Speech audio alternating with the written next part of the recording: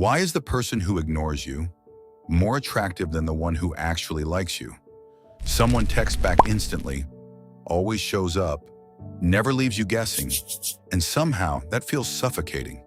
But the one who leaves you on read for 11 hours, you're checking your phone like it's a part-time job. That's not a coincidence. That's your brain doing something very specific. And once you understand it, you're going to feel called out. Meet Emma. Emma was seeing two guys.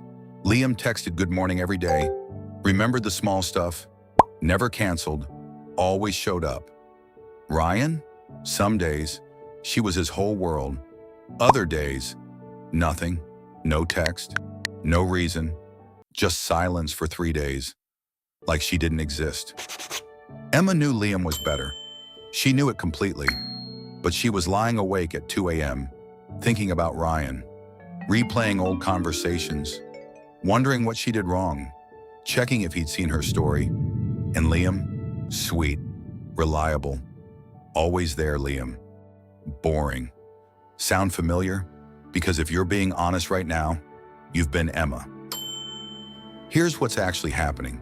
Your brain runs on dopamine, but dopamine isn't the reward chemical. It's the anticipation chemical. It doesn't spike when you get something. It spikes when you might get something. Scientists at MIT found that dopamine levels were highest, not when the reward arrived, but in the moment right before. The waiting, the uncertainty, the maybe. Ryan is a slot machine. Every text feels like a jackpot because you never know when it's coming.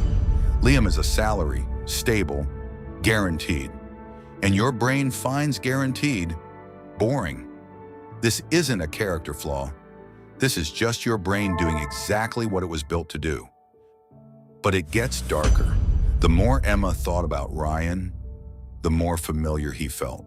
The more familiar he felt, the more her brain confused that for connection.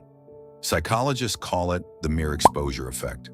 The more you're exposed to something, even just in your own thoughts, the more you like it. She was falling harder every day, and Ryan wasn't even doing anything. He was literally just not texting her. She built an entire relationship in her head. The Ryan she imagined at 2 a.m. was deep, complicated, layered. The real Ryan? He sent LOL hey after 4 days of silence. But her brain had already decided he was special. Here's where it gets personal. This pattern didn't start with Ryan. Growing up, was love consistent for you? Or did it feel like something you had to earn? Because if affection ever felt unpredictable, your nervous system filed that away as the template. It decided, this is what love feels like. Uncertain, chaste, earned.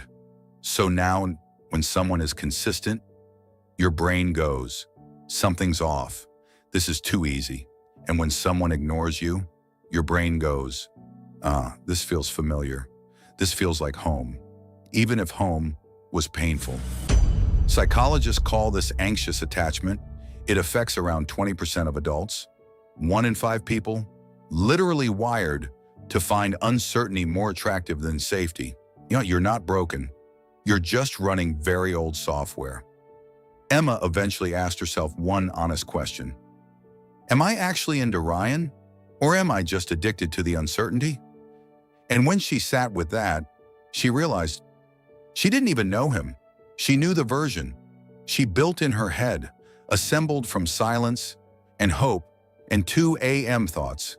The real him had shown her exactly who he was from day one. She just kept choosing the story over the reality. So next time you're obsessing over someone who isn't treating you right, don't ask, why don't they like me? Ask, why does this feeling feel so familiar?